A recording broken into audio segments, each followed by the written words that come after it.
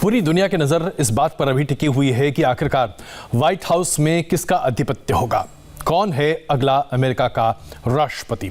जो अभी तक रुझान दिख रहे हैं उसके आधार पर यह कहना अपने आप में गलत नहीं होगा कि जो बाइडेन काफी आगे हैं इस रेस में, और अब लगभग यह कहा जा सकता है कि बस बहुत ज्यादा लंबा इंतजार नहीं, जो बाइडेन बहुत जल्द ही अमेरिकी राष्ट्रपति के तौर पर घोषित किए जा सकते हैं और उसके साथ ही यह पूरा सस्पेंस भी खत्म होगा। लेकिन जिस तरह से बीते लगभग 36 घंटे से अमेरिका में सस्पेंस का माहौल बना हुआ है, ऐसा लग रहा है जैसे कि न जाने कौन इस रेस में आगे निकल जाएगा। यह अपने आप में प्रदर्शित कर रहा है कि अमेरिकी वोटिंग सिस्टम को किस तरीके से एक तरह से सबवर्ट करने की भी कोशिश की जा रही थी, और उसके साथ साथ लोगों ने जो बढ़ चढ़ कर मतदान किया उसका दरअसल कैसा खामियाजा बाहर निकला क्या आ रहा है।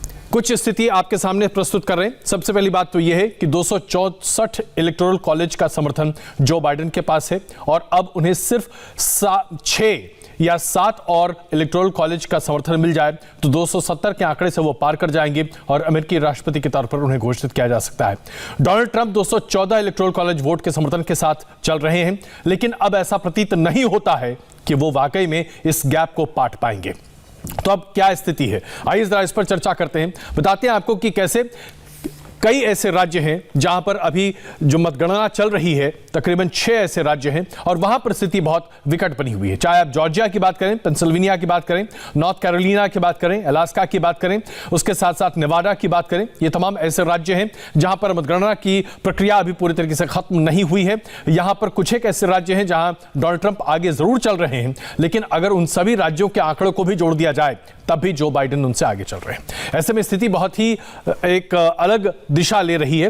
डोनाल्ड ट्रंप ने और उनके दरअसल पार्टी ने यानी कि रिपब्लिकन्स ने 3 राज्यों में सुप्रीम कोर्ट का दरवाजा खटखटाया है और 3 राज्यों में उनका यह मानना है कि मतगणना जो हो रही है वो सही तरीके से नहीं हो रही। ट्रंप कैंप ने मिशिगन, जॉर्जिया, इन तमाम राज्यों में पिटीशन दायर किया है कि वहां पर अब काउंटिंग नहीं होनी चाहिए। जितने इन पर्सन वोट यानी कि जो लोग मतदान केंद्र पर जाकर मतदान कर चुके हैं उसके आगे अब कोई बातचीत नहीं होनी चाहिए। आइए अब आपको दिखाते हैं कि बहुमत से जो बाइडेन और डोनाल्ड ट्रंप फिलहाल कितनी दूर है। सबसे बड़ी बात, जो मोटी बात आपके सामने है, 264 इलेक्टोरल कॉलेज का समर्थन जो बाइडेन के पास है। अगर जो बाइडेन नेवाडा, जहां पर 6 इलेक्टोरल कॉलेज वोट से वो जीत लेते हैं, तो यानी उनके पास 270 इलेक्टोरल कॉलेज का समर्थन आ जाता है और उसके साथ ही वो अमेरिकी राष्ट्रपति के तौर पर मनोनीत किए जा सकते हैं। और ये पूरी प्रक्रिया 18 दिसंबर तक पूरी की जा सकती है और उसके बाद जनवरी के महीने में अमेरिकी राष्ट्रपति शपथ ले सकते हैं। लेकिन अभी मामला फंसा हुआ है और यहीं पर पिक्चर बाकी है। तो शुरभी हमारे साथ हैं। शुरभी, पिक्चर बाकी है, बहुत सारे ट्विस्ट एंड टर्न्स हैं। ये तो बॉलीवुड की किसी भी फिल्म से बहुत आगे निकल चुका है। लेकिन यहाँ नजर है उन बैटल ग्राउंड स्टेट्स पर जिस पर अभी भी नजर ना सिर्फ पूरे वर्ल्ड की, खुद डोनाल्ड ट्रंप और जो बाइडेन की भी है। और ये पेच क्यों फंसा हुआ है, कैसे फंसा हुआ है, इस बारे में डिटेल तो आप जरूर बताएंगे। लेकिन जो मार्जिन सामने आ रहे हैं, कितने % वोट गए हैं, खासकर सबसे पहले यहाँ मैं जॉर्जिया की बात करना चाहूंगी, क्योंकि जॉर्जिया में 16 इलेक्टोरल सीट्स हैं और इन 16 इलेक्टोरल सीट्स में देखिए 49.1% वोट जो बाइडेन को जा चुका है, जबकि ट्रंप के पास 49.7% गया है। तो अगर अभी आप देखेंगे तो यहां पर डिफरेंस है सिर्फ और सिर्फ 0.6 का, और इस 0.6 से 44,000 वोट। ये अपने आप में ऐसा नेल बाइटर है जो कि शायद किसी भी हॉलीवुड थ्रिलर से भी कहीं ज्यादा गंभीर बनता दिख रहा है। सुरभि प्लीज। चलिए, जॉर्जिया के बाद हम आगे बात करने वाले हैं नॉर्थ कैरोलिना की। और यहाँ पर देखिए, अगर हम नॉर्थ कैरोलिना की बात करें तो यहाँ पर 15 इलेक्टोरल सीट्स हैं और यहाँ भी देखिए फिलहाल 48.7% वोट जो बाइडेन को गया है, जबकि 50.1 ये देखिए। अब यहाँ पर भी देखिए, हमारी नजर में हमें लगता है कि बहुत कम डिफरेंस है, लेकिन वोट्स का अंतर बहुत ज्यादा है। जी बिल्कुल, लेकिन यहाँ पर नॉर्थ कैरोलिना में अभी सबसे बड़ी बात यह है कि 1,70,000 वोट अभी काउंट नहीं हुए और जैसे ही वो 1,70,000 वोट काउंट हो जाते हैं तो शायद ये जो गैप जिसकी बात हम कर रहे थे वो गैप बहुत ही अलग तस्वीर प्रस्तुत कर सकता है। पेंसिल्वेनिया कितना क्रूशियल है, यहाँ पर 20 है इलेक्टोरल सीट्स और यहाँ देखिए 48.1, जबकि ट्रंप अगेन 50.7। और पेंसिल्वेनिया क्या कोई बदलाव? पेंसिल्वेनिया ने एक ऐसी कहानी रची है जिसने 2000 के फ्लोरिडा के पूरे कहानी को पलट कर रख दिया है। यहां पर तकरीबन 10 लाख ऐसे वोट्स हैं जो पोस्टल बैलेट्स हैं जिनकी मतगणना अभी तक नहीं हुई है। वहां पर अभी तक सिर्फ 83% मतों की मतगणना हुई है, यानी 17% मतों की मतगणना होनी बाकी है।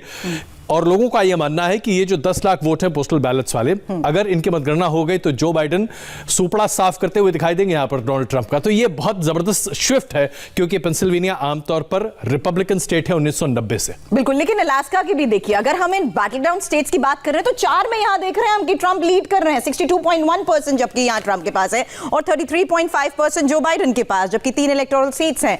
क्या वाकई अभी भी जो बाइडेन पूरी तरह से लीड कर रहे हैं? हालांकि ये देखते हुए भी कौन से स्टेट की आगे हम बात करने वाले हैं, अलास्का के बाद हम आगे रुख करने वाले हैं नेवाडा का, और ये 6 अंक इस वक्त सबसे ज्यादा मायने रखता है जो बाइडेन के लिए। यहां पर ये 49.3% वोट इनको मिल चुका है, जबकि 48.7 है, लेकिन ये आंकड़ा इस वक्त कहीं ना कहीं जो बाइडेन के अगर फेवर में जाता है तो आसानी से जीत और अमेरिका पर कब्जा उनका। बिल्कुल। अब ये प्रेजेंट कैलकुलेशन, और इसी की हम बात कर रहे हैं, इस ओवरऑल प्रेजेंट कैलकुलेशन पर भी नजर डालें तो 214 प्लस 54 लीड अगर यहां पर ट्रंप को मिल भी जाती है, बाकी उन बैटल ग्राउंड स्टेट्स की अगर हम बात कर रहे हैं जहां पर ट्रंप लीड करते जा रहे हैं, बावजूद इसके आंकड़ा नहीं छू पा रहे हैं वो 270 का, जबकि जो बाइडेन के लिए बिल्कुल आसान हो चुकी है स्थिति, सिर्फ 6 की लीड उन्हें चाहिए और 264 के साथ वो उस मैजिक फिगर को पार कर जाएंगे जिसके जरिए ये जीत उनके लिए बहुत आसान भी हो जाएगी। क्या ये वाकई मुमकिन है? लग रहा है जो बाइडेन खुद आ चुके हैं, अश्योर कर रहे हैं कि जीत चुके हैं, लेकिन ऐलान तभी करेंगे जब डिक्लेयर होगा। बिल्कुल, क्योंकि दरअसल तजर्बा कुछ ऐसा ही है, और खास करके 2016 की बात करें जब Hillary Clinton almost popular vote जीत चुकी थी, लेकिन स्थिति वहां पर बहुत अच्छी नहीं थी। तो हिलरी क्लिंटन के तजर्बे से डेमोक्रेटिक पार्टी ने अपने आप को बहुत सुधारने की कोशिश की है और दरअसल समझाने की कोशिश की है कि क्या वाकई में ये सब कुछ रहा है। आइए इस मुद्दे पर चर्चा शुरू करते हैं। प्रिया टंडन जी हमारे साथ जुड़ रही हैं सैन फ्रांसिस्को से, और हमारे साथ सुरेश गोयल जी हैं, पूर्व राजनयिक है, हमारे साथ जुड़ रहे हैं, और साथ साथ प्रकाश शाह जी हमारे साथ जुड़े। प्रकाश शाह जी से हम लगातार बातचीत कर रहे हैं, प्रिया जी से भी बातचीत हो ही रही थी, हम कल से लगातार चर्चाएं कर रहे हैं। तो प्रिया टंडन जी, क्या हम ये माने कि जो बाइडेन के लिए अब बस सफलता सामने है और शायद आपके घर में भी खुशियां कुछ ज्यादा अलग अंदाज में दिखाई देंगी? जी, आप बिल्कुल ठीक कह रहे हैं कि सही बात है, जो बाइडेन के लिए सफलता बहुत ज़्यादा करीब है, लेकिन मेरा ये मानना है और ज़्यादातर अमेरिकन का यही मानना है कि until the last vote is counted, जब तक कि आखिरी वोट का काउंट नहीं हो जाती है तब तक कुछ भी कहना मुश्किल है। हालांकि आप बिल्कुल ठीक कह रहे हैं, बिल्कुल बहुत ज़्यादा करीब है, लेकिन बहुत दफ़ा ये देखा गया है कि लास्ट मिनट पे इतनी चीजें चेंज हो जाती हैं वाकई ट्विस्ट एंड टर्न्स के साथ कि एकदम से पूरी शक्ल बदल जाती है। नहीं, इसमें कोई शक नहीं है प्रिया जी कि हमने कई सारे ट्विस्ट एंड टर्न्स देखे हैं, लेकिन प्रकाश जी हम आपसे ये समझना चाहते हैं कि 2016 में एक जादू हुआ था, ये जादू अभी भी हो सकता है? सुप्रीम कोर्ट का सहारा ले रही है रिपब्लिकन पार्टी? नहीं, ये आज का मामला 216 से मिलता नहीं है। आज तो क्या हो गया है कि 10 करोड़ लोग कोरोना वायरस की वजह से मेल इन या तो प्री वोटिंग कर चुके हैं जी, और उन सब लोगों का वोट गिनती करने की डिले हो सकती है और हो चुकी है। तो जो लोग 3 नवंबर को जाके वोट दे दिए वो 5 करोड़ है जी। तो नहीं, पहले से वोट करने वाले, मेल में वोट करने वाले की संख्या डबल है जी, और वो डिले हो रहा है। इसी वजह से पहले ऐसे दिख रहा था जी कि डोनाल्ड ट्रंप आगे हैं, मगर जैसे गिनती होती है, पूरी गिनती होती है, जैसे कि प्रिया बहन ने बताया, तो तब तक बाइडेन का पल्ला ज्यादा बढ़ता जाता है। मगर ये ऐसा नहीं है कि कुछ भी घोटाला हुआ है और ये है वो है, गिनती की सीक्वेंस ही अलग है। बिल्कुल, सबसे पहले जब वोट डालते हैं लोग, जी आपने यहाँ पर बहुत बड़ी बात कही, घोटाला नहीं हुआ है और इसे लेकर लगातार चर्चाएं हो रही हैं, क्योंकि डोनाल्ड ट्रंप के खेमे से इस बात को बार बार प्रचारित करने की कोशिश की जा रही है। अफसोस की बात यह है कि ट्विटर पर कई बार ऐसे ट्वीट्स खुद अमेरिकी राष्ट्रपति डोनाल्ड ट्रंप ने किए जिसे ट्विटर ने सप्रेस कर दिया है, और यह बताता है कि शायद डोनाल्ड ट्रंप बहुत डेस्परेशन में काम करते हुए दिखाई दे रहे हैं। सुरेश जी, अमेरिकी राष्ट्रपति के द्वारा इस तरह के तमाम ट्वीट्स, जिनमें से लगभग 1/3 ट्वीट को ट्विटर को सेंसर करना पड़ रहा है और स्थिति बहुत विकट बनती हुई दिख रही है, क्या ऐसा वाकई में होना चाहिए था अमेरिकी चुनाव में? देखिए, छोटी सी बात यह है कि ट्रंप ने एक जो कदम उठाया अपनी जीत के बारे में या इलेक्शन के आउटकम के बारे में, वो जल्दबाजी थी, ये तो साफ है। लेकिन उन्होंने कदम उठाया जो पहले के ट्रेडिशंस रहे हैं कि इलेक्शन में जब काउंटिंग शुरू होती है तो ट्रेंड पता चल जाते हैं कि कौन आगे है, क्या हो रहा है। उसके बेसिस के ऊपर प्रोजेक्शन होती है और प्रोजेक्शन के बेसिस के ऊपर कोई भी कैंडिडेट या तो अपनी डिफीट कंसीड कर लेता है या जीत जाता है। लेकिन इस वाले इलेक्शन में सिचुएशन बिल्कुल अलग थी, कोई भी काउंटिंग ऐसी नहीं थी जिससे कि प्रोजेक्शन बहुत क्लियर हो। तो इसलिए ट्रंप ने जो ट्वीट किया वो जल्दबाजी थी। एक बात तो ये है जी। दूसरी बात ये है कि अभी बिडेन के बारे में भी कहना बहुत जल्दबाजी होगी। नेवाडा का वोट जहां पर 6 सीट मिल सकती हैं वो इतना क्लोज है, 8000 वोट का फर्क है कि कब पलट जाए पता नहीं चलेगा। एरिजोना के बारे में मेरे को सुनने में आ रहा है कि ट्रंप ने रिकाउंट के लिए कहा है, तो जो उनकी जो 13 सीट है वहां से 11 सीट है वो भी अभी भी ऐड करने में जल्दबाजी होगी। तो बहरहाल अगर पूरी सिचुएशन देखी जाए अभी भी ऐसा है कि बिल्कुल नेक टू नेक है, पता नहीं चल रहा है कि क्या होगा। और मुझको नहीं लगता कि आज दिन के खत्म होने से पहले भी हमें कोई क्लैरिटी आएगी। तो उसकी क्लैरिटी फिलहाल जो स्थिति बनती दिख रही है सुरेश जी की स्थिति बहुत ही अनिश्चित है। किसी को समझ में नहीं आ रहा है कि दरअसल क्या होगा और न जाने कितनी बार रिकाउंट करने की स्थिति आए। फ्लोरिडा का एग्जाम्पल हम लोग सब देख चुके हैं, जब जॉर्ज बुश के समय 3 बार रिकाउंट करना पड़ा था और उसके बाद जाकर 250 वोट्स के आसपास एक जीत और हार का फैसला हुआ था। तो प्रिया जी, यहां पर एक महत्वपूर्ण सवाल यह है कि हर कोई जानता था कि डोनाल्ड ट्रंप यही करने वाले हैं। पोस्टल बैलेट्स की संख्या कहीं ज्यादा होने वाली थी।